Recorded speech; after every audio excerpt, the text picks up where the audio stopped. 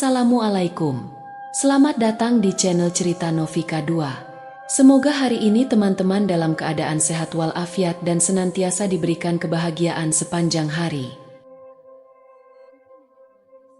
Hampir setiap malam, Darto melaju dengan truk tuanya, menyusuri jalan-jalan lengang di pinggiran kota. Orang-orang bilang hidupnya sepi. Tidak ada istri, tidak ada anak, apalagi keluarga. Tapi ada satu hal yang membuat Darto selalu lebih dari cukup. Angka. Darto bukan sembarang sopir. Di kalangan sopir malam, warung remang, bahkan bandar togel kelas tri sampai kelas kakap, nama Darto dikenal. Bukan karena kerja kerasnya, bukan pula karena truk tuanya yang selalu penuh muatan, tapi karena hoki yang terlalu sering muncul. Kalau Darto nginep Kamis malam, Jumat paginya pasti setor kemenangan. Begitu kata Pak Broto, penjaga losmen Rahayu yang sudah tua dan nyaris tuli sebelah telinga.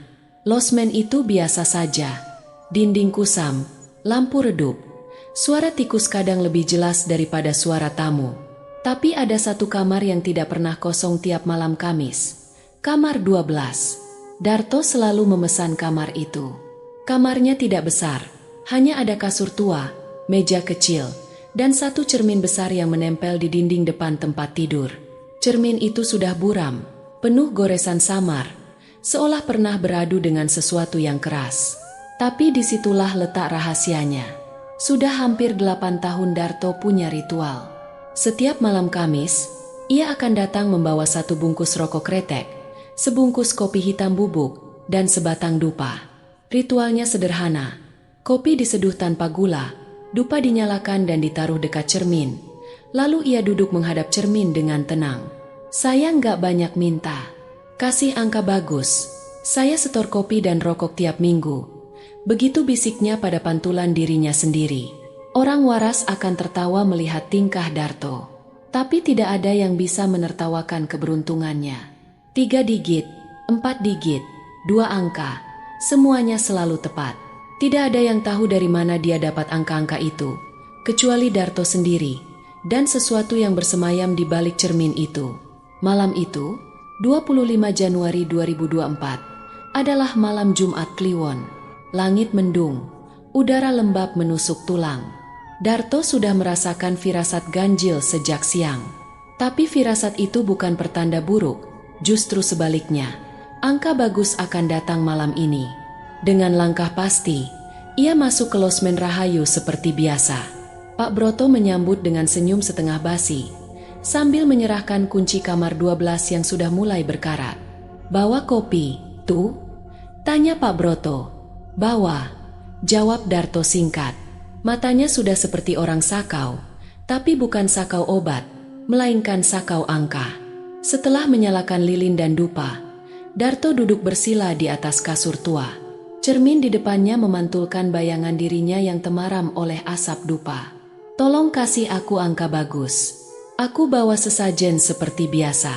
Jangan pelit malam ini," bisiknya lirih. Jam berdetak pelan. Tikus-tikus berlarian di atap. Di luar, suara motor sayup-sayup. Tapi di kamar itu, hanya ada bau dupa, kopi pahit, dan pantulan dirinya sendiri yang terlihat lebih gelap daripada biasanya. Darto berbaring perlahan. Matanya terpejam, tubuhnya rileks. Ia sudah biasa melakukan ini, tapi malam ini berbeda. Dingin sekali, seolah ada sesuatu yang menempel di kulitnya. Pukul 2.34 dini hari, Darto mulai bermimpi. Di dalam mimpi itu, kamar tempatnya tidur terlihat sama persis. Tapi cerminnya retak. Retakan halus seperti jaring laba-laba. Dari balik retakan itu, sesuatu merangkak keluar. Seorang perempuan, rambut panjang, berantakan, basah seperti baru keluar dari kolam busuk. Wajahnya rusak, sebagian kulit melepuh seperti terbakar, sebagian lagi seperti bekas sayatan. Matanya putih seluruhnya, tidak ada pupil, tidak ada warna, hanya putih. Air menetes dari rambutnya, menetes ke lantai dengan bunyi plok yang berulang-ulang. Perempuan itu berbisik, dan suaranya seperti air mendidih. "Kalau mau angka, buka tubuhku. Di sini, di dadaku." Tangannya yang gosong menunjuk dada kanan, perlahan membuka kulitnya seperti membuka resleting jaket. Di balik kulit yang terbuka itu, terukir angka 4, 7, 9, 1, ditulis dengan darah segar, menetes-netes seperti luka baru. Ambil! Suara itu menggema dalam kepala Darto. Ia ingin berteriak, tapi suaranya lenyap. Dunia terasa beku, bahkan detak jantungnya tidak terdengar. Tiba-tiba Darto terbangun, napas memburu, tubuhnya penuh keringat dingin. Tapi anehnya, kopi pahit di gelas kecil itu sudah setengah habis, padahal ia belum menyentuhnya. Dengan tangan gemetar, ia meraih sobekan koran dari bawah meja, mencatat angka itu dengan tergesa. 4, 7, 9, 1. Tanpa pikir panjang, ia mengenakan sandal, membuka pintu, melangkah keluar menuju warung tempat biasa ia memasang angka. Udara dini hari terasa lebih dingin dari biasanya. Embun menempel di kaca-kaca losmen. Namun sebelum pintu tertutup sepenuhnya, ia menoleh. Dan disitulah letak horornya. Pantulan dirinya di cermin, tidak ikut bergerak. Yang ada di dalam cermin masih duduk bersila, tersenyum. Tapi bukan senyum biasa. Mulutnya sobek sampai ke pipi. Senyum lebar, seperti luka yang dipaksa membuka. Besok paginya, angka itu keluar 100% tepat. Bandar togel tempat Darto langganan mendengus, mengumpat sepanjang hari, tapi tetap membayar. Beberapa orang mulai curiga. Ada yang bisik-bisik bilang Darto main pesugihan atau punya dukun kuat di belakangnya. Darto pulang dengan tas kresek hitam berisi uang puluhan juta. Tapi uang itu rasanya dingin di tangannya. Ada bau amis yang aneh, meskipun Darto mencoba menyangkal. Di perjalanan pulang, Darto mengemudi truknya seperti biasa. Tapi di kaca spion, ada bayangan samar rambut panjang menjuntai. Awalnya ia pikir itu ilusi, mungkin karena ngantuk. Tapi saat ia menoleh ke kursi penumpang, kosong. Namun yang membuat tengkuknya merinding, kursi itu basah. Seolah ada seseorang yang duduk lama di sana dengan pakaian yang meneteskan air. Malam-malam berikutnya, Darto mulai sulit tidur. Setiap memejamkan mata, bayangan perempuan itu muncul lagi. Kadang hanya sebentar, kadang lama.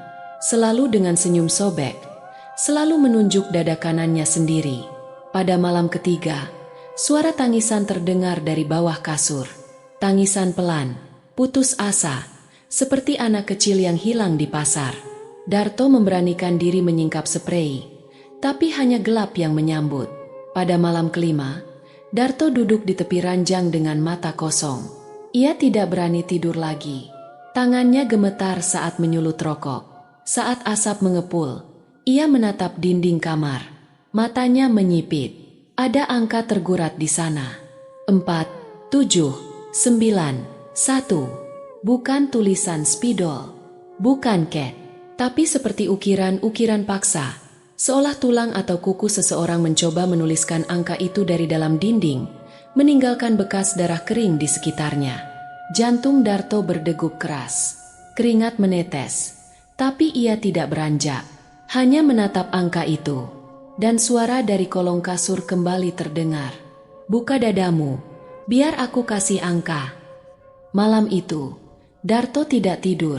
Ia hanya duduk di pinggir ranjang, merokok satu batang demi satu batang, menunggu matahari terbit, berharap mimpi buruk itu hanya bagian dari pikirannya sendiri. Tapi entah kenapa, dalam hatinya, Darto tahu ini baru permulaan. Darto tidak tidur selama hampir 5 malam berturut-turut. Kantong matanya menghitam, kulitnya pucat seperti mayat, dan setiap langkahnya terasa berat. Tapi yang paling mengerikan bukanlah rasa lelah itu, melainkan suara. Suara perempuan dari mimpinya tidak pernah berhenti berbisik, bahkan saat ia terjaga. Kadang terdengar samar, kadang sangat jelas. Tapi yang membuat Darto semakin tertekan adalah satu kalimat yang berulang.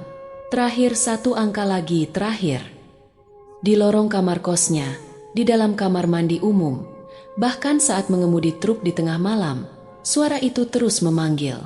Setiap kali melihat cermin, baik di kamar mandi, kaca spion truk, atau genangan air, selalu ada bayangan samar perempuan itu berdiri di belakangnya, dengan senyum sobek dan mata putihnya. Darto mulai kehilangan akal sehat. Pada malam ketujuh, ia menyerah. Losmen Rahayu kembali menerima tamunya yang paling dikenal.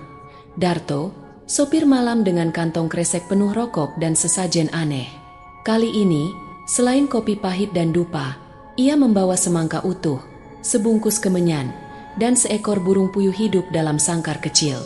Semua itu bukan inisiatif Darto sendiri, melainkan titipan dari seorang orang pintar yang ia temui di pasar loak. Kalau kau mau mimpi terakhir, bawa darah, arwah suka darah. Begitu pesan si orang pintar dengan mata juling dan bau amis aneh. Pak Broto sebenarnya sudah mulai curiga. Tatapan Darto tidak seperti biasanya. Ada kegilaan samar di matanya. Tapi sebagai penjaga losmen yang lebih mementingkan ongkos kamar daripada keselamatan tamunya, Pak Broto pura-pura tidak tahu. Kamar 12. Tuh, jangan ribut-ribut ya. Malam Jumat Kliwon gini angker. Gumamnya sambil menyerahkan kunci berkarat itu lagi. Darto tidak peduli. Ia hanya ingin satu hal. Angka terakhir. Kamar 12 kini terasa lebih pengap daripada sebelumnya. Bau apek bercampur dengan aroma kemenyan, kopi, dan kotoran burung puyuh yang mulai resah dalam sangkar. Lilin dinyalakan. Asap dupa mengepul pelan, menari-nari di depan cermin besar yang tetap berdiri diam di sana seperti penjaga setia sebuah makam kuno. Darto duduk bersila, menyalakan rokok kretek dengan tangan gemetar. Keringatnya mengucur deras, padahal udara malam itu sangat dingin. Terakhir, satu angka saja lagi, lalu aku akan berhenti, bisiknya ke cermin. Suaranya parau seperti orang sekarat, tapi malam itu tidak ada suara. Tidak ada retakan di cermin. Tidak ada bisikan perempuan. Bahkan bayangan di cermin pun mengikuti gerakannya dengan normal. Tidak lagi tertinggal seperti sebelumnya. Sejenak, Darto berpikir mungkin semua itu hanya bagian dari pikirannya. Barangkali kegilaannya mulai mencapai puncak. Dan sekarang semua hal mistis itu berakhir. Tapi kemudian jam berdetak ke angka pukul 2.45 dini hari. Dan tiba-tiba jeritan menggema di seluruh lorong losmen Rahayu. Pak Broto, yang biasanya tidur nyenyak meski suara tikus berlarian di atap, terbangun mendengar jeritan itu. Tubuh tuanya bergerak cepat. Setengah berlari ke lantai atas tempat kamar 12 berada. Ketika sampai di depan kamar, pintunya terkunci rapat dari dalam. Pak Broto mengetuk keras. Tuh, Darto, buka pintunya, tuh. Tidak ada jawaban. Hanya ada suara gemeretak pelan dari dalam kamar, seperti benda tajam menggores kayu atau kaca. Karena panik, Pak Broto memanggil dua orang pemuda sekitar yang sering nongkrong di warung depan losmen. Bersama-sama mereka mendobrak pintu kamar 12. Ketika pintu berhasil terbuka, bau amis langsung menyergap hidung mereka. Lebih busuk dari bau bangkai tikus, lebih menyengat dari aroma kemenyan basi. Lilin masih menyala setengah. Asap dupa mengepul tipis di sudut ruangan. Dan di tengah kamar, Darto duduk menghadap cermin. Mata Darto terbuka lebar, seolah terperangkap dalam pandangan kosong. Tapi mulutnya sobek. Luka sobekan aneh dari sudut bibir kanan ke pipi, membentuk senyum lebar seperti lukisan badut gila. Bibirnya berdarah kering. Yang paling membuat bulu kuduk berdiri adalah dadanya. Darto tanpa baju, dan di dada kanannya tergurat angka 4791. Guratannya bukan dari benda tajam biasa. Bekasnya jelas dibuat dengan kukunya sendiri. Tangan kanan Darto masih memegang kuku yang terkelupas penuh darah, menempel di ujung jarinya yang tinggal daging merah. Cermin di depannya retak, tapi dari sela-sela retakan itu, samar-samar tampak pantulan sosok perempuan berambut panjang dengan senyum sobek yang sama. Darto sudah mati. Setelah kejadian itu, kamar 12 disegel. Polisi sempat datang, tapi kasus itu cepat ditutup. Tidak ada tanda-tanda pembunuhan. Darto dianggap meninggal karena bunuh diri dalam kondisi tidak waras. Losmen Rahayu tetap beroperasi seperti biasa, seolah tidak pernah terjadi apa-apa. Tapi semua orang tahu, itu bukan bunuh diri biasa. Beberapa minggu setelahnya, rumor mulai menyebar. Orang-orang iseng, terutama pemuda-pemuda kampung yang suka mabuk tengah malam, mulai berani mengetuk pintu kamar 12 kadar menantang nyali. Lucunya, setiap kali ada yang mengetuk tepat jam 2 malam, esok paginya mereka mimpi angka. Dan angka itu selalu keluar. Pertama, ada Jaka, tukang parkir pasar, yang mengetuk kamar 12 setelah mabuk oplosan. Ia bermimpi didatangi seorang perempuan rambut panjang. Wajahnya penuh luka bakar. Perempuan itu menunjukkan angka 4791. Jaka memasang angka itu dengan sisa uang hasil parkir. Besoknya menang, dapat belasan juta. Seminggu kemudian, Jaka ditemukan tewas tergantung di pohon beringin dekat pasar. Lidahnya membiru, matanya terbuka lebar. Lalu ada Rizky, anak muda tukang tambal ban. Iseng mengetuk pintu kamar 12 sambil tertawa-tawa bersama temannya. Rizky bermimpi sama, angka 4791. Darah menetes dari dada si perempuan misterius. Rizky menang besar. 3 hari kemudian, ia tertabrak truk kontainer saat pulang dari warung kopi. Dan itu terus berulang. Menang mati. Bagi kalangan bandar togel lokal, angka 4791 menjadi angka terkutuk. Bukan karena angkanya mati, justru sebaliknya. Karena angka itu selalu keluar, tapi setiap yang memasangnya akan mati mengenaskan dalam waktu kurang dari seminggu. Ada yang mati kecelakaan, ada yang meninggal mendadak tanpa sebab, bahkan ada yang hilang tanpa jejak. Beberapa bandar bahkan menolak menerima pemasangan angka itu. Kalau ada yang pasang 4791, saya batalin. Duit nggak sebanding sama kutukan. Begitu kata Haji Komar, bandar paling tua di wilayah itu. Nama kamar 12 kini menjadi legenda. Ada yang bilang itu bekas tempat bunuh diri seorang perempuan hamil di masa lalu. Ada yang bilang itu kamar pesugihan. Tapi cerita paling sering terdengar adalah tentang Darto, sang sopir togel, yang akhirnya jadi bagian dari angka itu sendiri. Dan kabarnya, meski kamar 12 sudah disegel, kadang terdengar suara dari dalamnya. Suara perempuan tertawa pelan. Kadang terdengar suara bisikan, "Buka dadamu, biar aku kasih angka."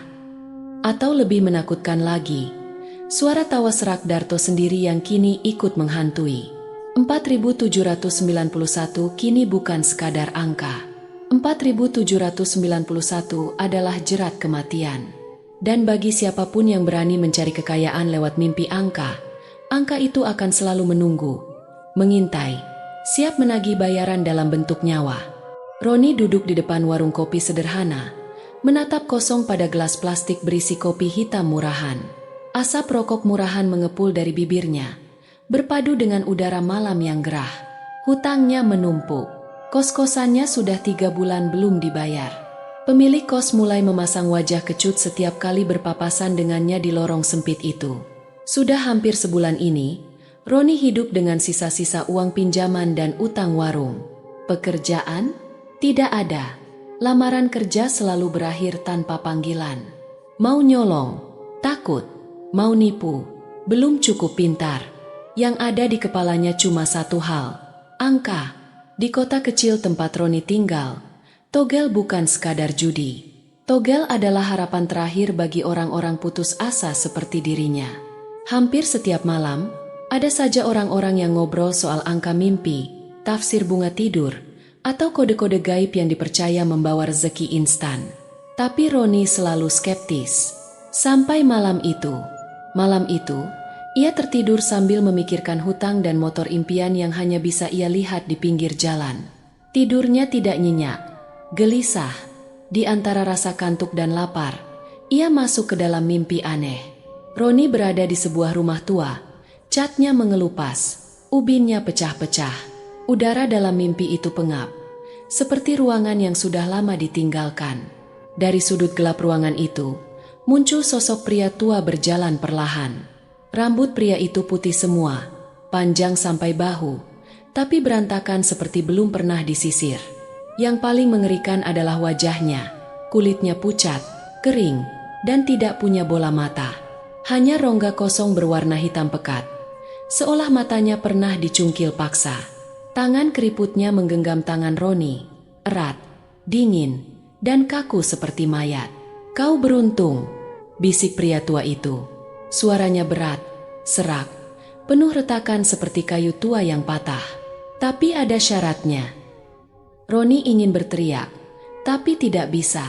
Lidahnya keluh, mulutnya terasa seperti dipaku rapat-rapat. Pria itu menunjuk ke lantai. Di sana, angka-angka berwarna merah menyala muncul dari ubin yang retak. 1, 8, 0, 2. Satu angka yang muncul sangat jelas, seolah dipahat dengan darah. Kalau kau tidak siap. Pria tua itu kembali bicara, suaranya semakin serak. Biarkan orang lain menggantikanmu. Lalu semuanya gelap. Hening. Nafas Roni terengah-engah saat ia terbangun. Tubuhnya berkeringat meski kipas angin berdengung pelan di sudut kamar kosnya. Angka itu terus berputar di kepalanya. 1, 8, 0, 2. Pagi harinya, dengan langkah setengah ragu, Roni pergi ke warung tempat biasa orang-orang memasang angka. Ia tahu apa yang dilakukannya bodoh, konyol, bahkan mungkin gila. Tapi di kepalanya, angka itu terasa seperti sebuah tiket keluar dari hidup miskinnya. Dengan sisa uang yang tinggal recehan, ia pasang angka itu, nominal kecil, tidak berharap banyak. Malam harinya, ketika hasilnya keluar, Roni hampir tidak percaya dengan matanya sendiri. 1, 8, 0, 2. Keluar persis. 4 angka sempurna. Ia menang cukup besar. Tidak sampai miliaran, tapi cukup untuk melunasi seluruh hutangnya, bayar kos, bahkan membeli motor bekas yang selama ini hanya bisa ia impikan. Dalam semalam, dunia Roni berubah drastis. Ia seperti mendapat hidup baru. Tapi kebahagiaan itu tidak bertahan lama. 2 malam setelah kemenangan itu, Roni kembali bermimpi. Kali ini tempatnya berbeda. Ia berada di sebuah lorong gelap, temaram, dengan bau anyir menyengat. Pria tua itu muncul lagi, tetap dengan mata kosong, rambut putih berantakan, dan tangan keriputnya yang kembali menggenggam tangan Roni. Namun ada sesuatu yang berbeda. Di tangan kirinya, pria tua itu memegang sebuah foto. Dengan perlahan, pria tua itu menyodorkan foto itu ke arah Roni. Di bawah cahaya redup, Roni melihat siapa yang ada di dalam foto itu. Rio. Rio adalah tetangganya di kos. Anak muda usia sekitar 19 tahun. Periang, suka nongkrong sambil main game di warung kopi depan gang. Sering ngutang rokok Roni, kadang suka ribut soal hal remeh. Kau beruntung, kata pria tua itu. Suaranya kini lebih berat, tapi ada harga yang harus dibayar. Tiba-tiba, suasana mimpi berubah menjadi panas, seperti berada di dalam ruangan terbakar. Lalu suara jeritan, entah dari mana, memenuhi telinga Roni. Roni terbangun dengan napas tersengal-sengal, tubuhnya gemetar hebat. Tapi rasa takut itu segera berubah menjadi kebingungan ketika ia membuka pintu kamar kosnya pagi itu. Orang-orang ramai berkumpul di depan gang. Ada apa? Tanya Roni pada salah satu tetangganya. Rio, kecelakaan, Ron. Jawab tetangganya dengan wajah pucat. Tertabrak truk. Kepala pecah. Katanya habis dari warung beli kopi. Pulangnya malah nyebrang gak lihat-lihat. Roni membeku. Lebih buruknya lagi, saat di warung, Roni mendengar desas-desus bahwa Rio ternyata sempat ikut memasang angka yang sama, 1802. Padahal Rio bukan orang yang biasa main togel. Katanya, dia cuma iseng ikut-ikutan, siapa tahu hoki. Tapi Roni tahu, Rio bukan ikut-ikutan. Rio jadi tumbal. Sejak kejadian itu, hidup Roni berubah drastis. Bukan berubah jadi lebih baik, melainkan berubah jadi neraka. Setiap malam, ia mulai mendengar langkah kaki di lorong kos, tepat pukul 2 pagi. Langkah itu pelan, berat, seperti kaki tua yang menyeret sandal. Tapi kalau Roni mengintip dari celah pintu, tidak ada siapa-siapa. Dan setiap kali ia bercermin, entah di kamar mandi atau di spion motor barunya, kadang-kadang sosok pria tua bermata kosong itu muncul sekilas. Hanya sebentar, hanya bayangan. Tapi cukup untuk membuat jantung Roni nyaris berhenti. Yang paling membuatnya tidak tahan adalah suara. Kadang, saat akan tidur, ada bisikan yang terdengar jelas, persis di samping telinganya. Kau utang 1 jiwa lagi. Lain kali, bukan orang lain. Bisikan itu selalu diiringi dengan hembusan napas panas, seperti seseorang bernafas persis di belakang lehernya. Roni mulai takut tidur. Ia mulai begadang tiap malam, minum kopi sampai asam lambungnya kambuh. Tapi tetap saja, saat kelopak matanya berat dan ia tak sengaja tertidur, mimpi itu kembali datang. Di mimpinya yang berikutnya, pria tua itu semakin mendekat. Tangan keriputnya kini sudah menempel di leher Roni, mencengkeram erat. "Kau berutang nyawa," bisiknya. Suaranya kini seperti suara kayu basah yang patah. "Aku akan datang lagi, dan saat itu, kau sendiri yang akan aku ambil." Roni terbangun sambil berteriak. Tubuhnya gemetar hebat, kaosnya basah oleh keringat. Kabar kematian Rio menjadi cerita heboh di kampung itu. Beberapa orang mulai berbisik, mengaitkan kemenangan Roni dengan tragedi yang menimpa Rio. Ada yang bilang Roni main pesugihan. Ada juga yang mulai menjauh karena takut ketularan. Sial. Dan sejak saat itu, nama 1802 mulai disebut-sebut sebagai angka tumbal. Roni semakin terpojok. Setiap malam adalah siksaan. Bahkan di siang hari, ia mulai melihat bayangan pria tua itu berdiri di ujung lorong kos. Meskipun ketika didekati, bayangan itu selalu hilang. Pernah sekali, tetangganya menemukan Roni berdiri di tengah jalan raya, di tengah malam, tanpa sadar. Matanya kosong, mulutnya komat kamit menyebut angka. 802, 802. Akhirnya Roni memutuskan untuk kabur. Ia menjual motornya dengan harga murah, membayar hutang kos seadanya, dan pergi ke kota lain.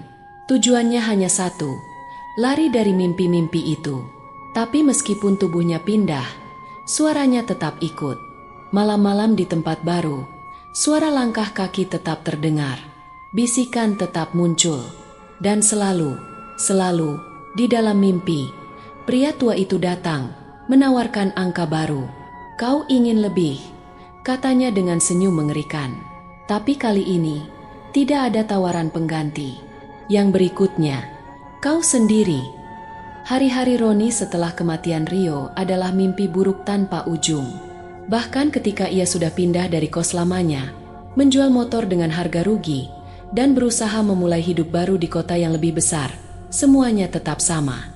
Bayangan itu ikut. Suara langkah kaki di lorong sempit kos lama kini berganti menjadi suara gesekan sendal di lantai keramik kontrakan barunya. Tidak ada lorong gelap di sini, tapi suara itu tetap datang, tepat pukul 2 pagi. Kadang, saat Roni terjaga dengan mata sembab karena kurang tidur, ia melihat siluet samar pria tua berambut putih berdiri di depan pintu kontrakan. Tapi ketika ia membuka pintu, kosong. Semakin hari, teror itu bukan lagi sebatas malam. Siang hari pun kini tidak lagi aman. Pada suatu sore, Roni mencoba beraktivitas seperti biasa. Ia pergi ke warung makan murah untuk membeli nasi bungkus. Warungnya ramai, penuh suara orang berbincang, suara wajan beradu dengan spatula, dan radio tua yang memutar lagu dangdut. Tapi di tengah keramaian itu, Roni melihat sesuatu. Di cermin kecil yang tergantung di dinding warung, bayangan pria tua itu muncul. Rambut putih berantakan, mata kosong, mulutnya menyeringai memperlihatkan gigi kuning kusam. Roni berkedip, bayangan itu lenyap. Tapi keringat sudah mengucur dari pelipisnya. Nafasnya pendek.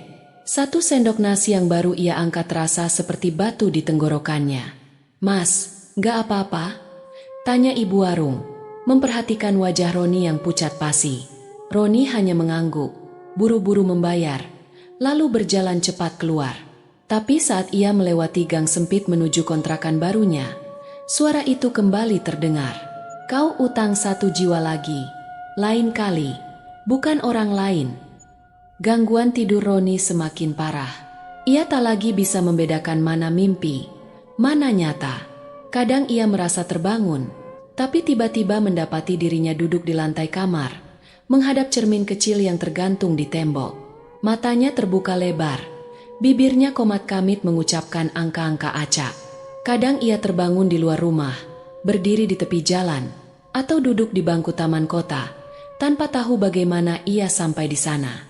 Pada suatu malam yang lebih parah, Roni hampir tertabrak mobil karena tidur sambil berjalan ke tengah jalan raya. Untungnya ada tukang ojek pangkalan yang menariknya kembali ke trotoar. "Mas, gila ya? Tengah malam jalan kayak zombie," hardik tukang ojek itu. Roni hanya bisa diam. Tubuhnya lelah, pikirannya kosong. Tapi yang paling membuatnya takut adalah dirinya sendiri. Ia tidak tahu lagi apakah ia masih waras atau tidak. Suatu malam, ketika hujan turun deras, Roni mengunci semua pintu dan jendela kontrakannya. Ia duduk di sudut kamar, menyelimuti dirinya dengan jaket tipis, gemetar seperti anak kecil yang ketakutan karena petir. Lalu, seperti biasa, dia datang lagi. Sosok pria tua itu muncul dari dalam cermin. Kali ini bukan sekadar bayangan. Pria tua itu seperti benar-benar ada di ruangan itu. Samar, namun nyata. Rambut putihnya yang basah meneteskan air. Kulitnya mengelupas seperti kulit ular. "Kau tahu ini belum selesai," bisiknya pelan. Suaranya menembus hujan yang mengguyur atap seng. "Aku nggak mau lagi," lirih Roni. Hampir tak terdengar suaranya sendiri. "Terlambat," balas pria itu sambil mendekat. Matanya yang kosong seperti lubang tak berdasar menatap lurus ke arah Roni. Tiba-tiba cermin di kamar retak. Retakan halus seperti sarang laba-laba mulai menjalar dari tengah, menyebar perlahan. Roni berteriak histeris dan melemparkan sandal ke arah cermin. Tapi saat sandal itu mengenai cermin, pantulannya tidak pecah. Yang terjadi justru lebih mengerikan. Pantulan dirinya sendiri tetap duduk diam di tempat, tidak bergerak. Padahal tubuh aslinya sudah mundur ke pojok kamar. Roni melihat dirinya sendiri di cermin tersenyum. Senyuman yang lebar, tidak alami. Senyum seperti Darto yang dulu ia dengar ceritanya. Esoknya, Roni memutuskan untuk pergi lagi. Kota ini pun tak lagi aman. Ia mengambil tas ransel kecil berisi pakaian seadanya dan uang sisa dari hasil menjual motornya. Tujuannya entah kemana. Yang penting jauh. Jauh dari tempat ini. Jauh dari angka. Jauh dari cermin. Namun perjalanan kali ini lebih buruk. Di bus yang ia tumpangi, kaca jendela di sebelah tempat duduknya memantulkan wajah pria tua itu. Setiap kali ia berkedip, sosok itu muncul, lalu menghilang. Saat bus melewati jalan yang lengang, bayangan itu terlihat berdiri di pinggir jalan, seperti sedang melambaikan tangan. Roni mulai merasa gila. Bahkan aroma dupa kadang tercium entah dari mana, bercampur dengan bau pengap kendaraan umum yang penuh sesak. Di kota baru tempat ia bersembunyi, teror malah semakin menjadi-jadi. Roni menyewa kamar kos kecil di gang sempit, jauh dari pusat kota. Tidak ada yang mengenalnya di sana. Tidak ada yang tahu masa lalunya. Tapi suara itu tetap ikut. Bahkan ketika ia menyalakan TV untuk mengalihkan pikiran, suara-suara dari acara televisi kadang bercampur dengan bisikan samar dari pria tua itu. Kadang, dalam keadaan setengah sadar, ia mendengar nama Rio dipanggil-panggil dari dalam mimpinya. Seolah ada yang menuntutnya.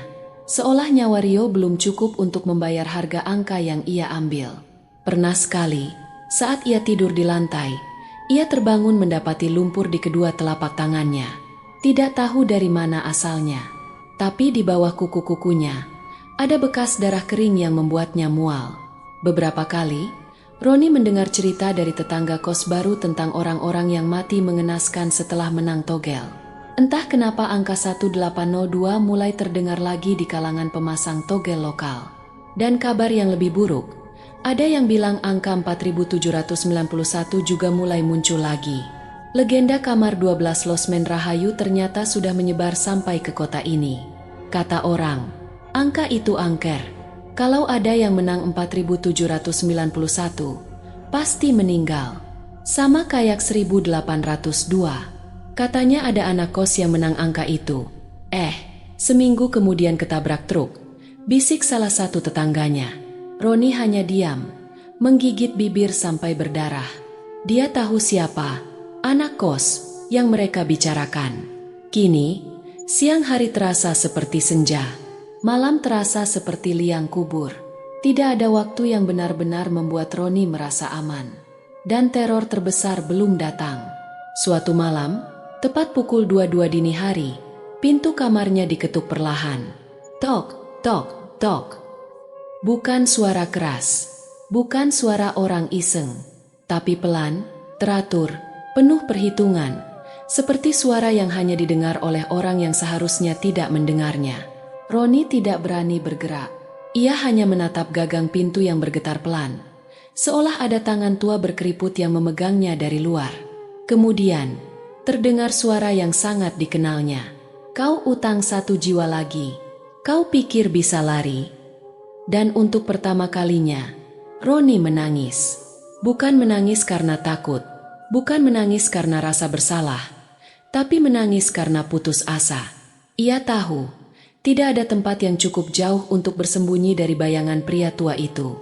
Yang tersisa kini hanyalah waktu. Dan angka berikutnya. Untuk siapa? Hari-hari Roni kini bukan lagi tentang hidup, tapi tentang bertahan. Makan seadanya. Tidur sebentar-sebentar, tubuhnya makin kurus, wajahnya cekung, matanya merah. Di kontrakan kecil tempatnya bersembunyi, tidak ada lagi rasa nyaman. Setiap dinding, setiap sudut kamar, seolah mengintai. Dan yang paling menyiksa, tidak ada tempat lari. Suara langkah di lorong-lorong sempit tetap menghantuinya. Kadang terdengar suara pintu diketuk pelan. Kadang ada bau dupa yang muncul tiba-tiba dari ventilasi kamar. Yang paling parah adalah mimpinya. Malam itu, Roni kembali tertidur dalam kelelahan luar biasa. Tubuhnya menyerah, meskipun pikirannya memohon agar tetap terjaga. Dan mimpi itu datang lagi. Kali ini, lebih jelas, ia berdiri di tengah lapangan luas yang gelap, dikelilingi kabut tebal. Dari kabut itu muncul sosok pria tua yang selama ini menghantuinya. Tapi kali ini, pria tua itu berdiri lebih dekat. Jaraknya hanya 1 langkah. Wajahnya kini lebih jelas. Kulit pucat seperti lilin, mata kosong, mulutnya menyeringai dengan gigi-gigi yang hitam berlumut. Tangan keriputnya menyodorkan sebuah kertas sobekan koran. Di atas kertas itu, tertera angka baru. 9, 3, 5, 7. Tidak ada suara, hanya hembusan napas panas dari mulut si pria tua, menyapu wajah Roni. Beberapa detik kemudian, pria itu akhirnya berbicara. Suaranya serak seperti kayu lapuk yang patah. Yang ini, besar, hadiahnya cukup untuk membeli semuanya. Tapi kali ini, tanpa pengganti. Suasana mimpi semakin dingin. Hening, tidak ada gemuruh, tidak ada bisikan. Hanya 1 kalimat terakhir yang terdengar jelas. Yang harus mati, kau sendiri. Pagi harinya, Roni terduduk di tepi ranjang, menatap sobekan koran kosong yang ada di atas lantai. Tidak ada angka, tapi di benaknya, 9357 berputar seperti mantra terkutuk. Dia tahu betul, angka itu akan keluar. Sama seperti sebelumnya, sama seperti 1802.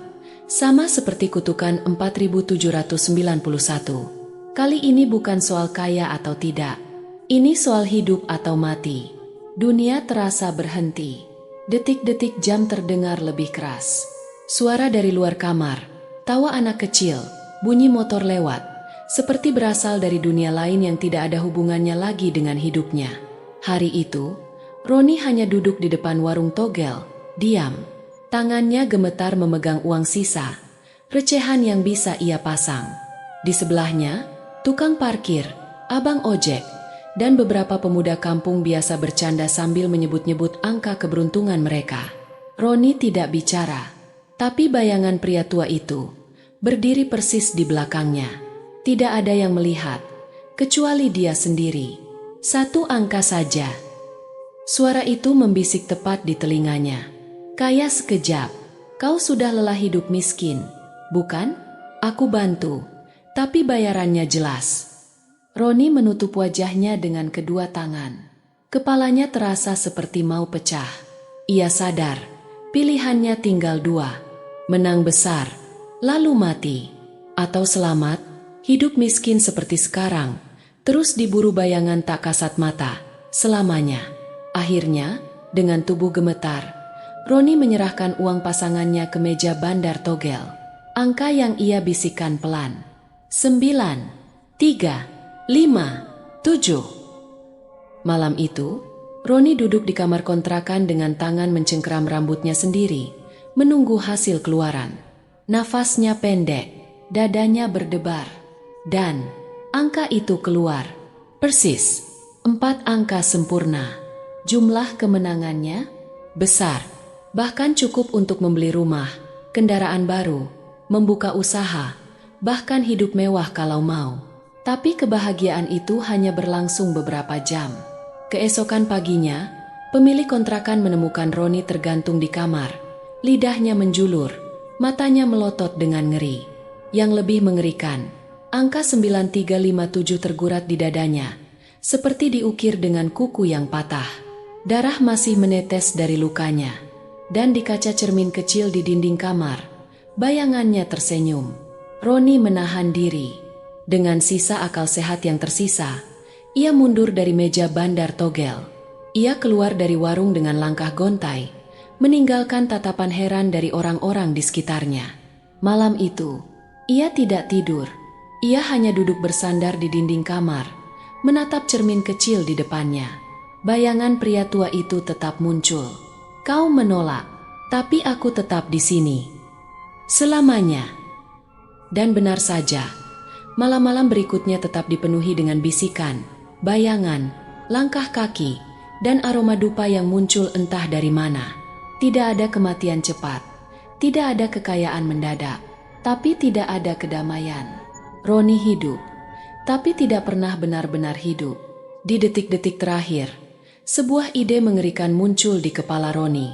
Ia mulai memperhatikan siapa saja di lingkungannya yang sering bicara soal togel. Ia mendengar ada seorang tetangga, lelaki parubaya penjaga parkir yang sering berkata, "Kalau ada angka bagus, kabari ya, Ron. Saya juga lagi butuh duit." Dengan wajah dingin, Roni mendekati tetangga itu malam harinya. "Bang, mau angka bagus? 4 digit. Aku dapat mimpi." Lelaki itu, penuh harap, menyambut angka 9357 yang Roni bisikan. Dan benar, angka itu keluar. Lelaki itu menang besar. Berteriak-teriak kegirangan, mentraktir kopi teman-temannya. Seminggu kemudian, lelaki itu ditemukan tewas mengenaskan di dalam kamar kosnya. Sama seperti Rio, sama seperti korban-korban angka sebelumnya. Roni, ia selamat. Untuk sementara. Tapi kini, ia sadar bahwa dirinya telah menjadi bagian dari lingkaran setan itu. Kini ia tahu caranya bertahan hidup, terus mencari pengganti, terus menyerahkan orang-orang lain sebagai tumbal. Dan bayangan pria tua itu, kini tersenyum lebih lebar. Lingkaran angka tidak akan pernah berhenti. Demikian cerita hari ini. Semoga teman-teman dapat terhibur dan dapat mengambil hikmah kebaikan isi di dalamnya. Jangan lupa juga bagikan cerita ini kepada teman-teman yang lain agar mereka juga bisa mendapatkan hiburan yang sama. Mohon maaf apabila ada kesalahan kata dan ucapan kami dalam membacakan cerita ini. Terima kasih dan wassalamualaikum.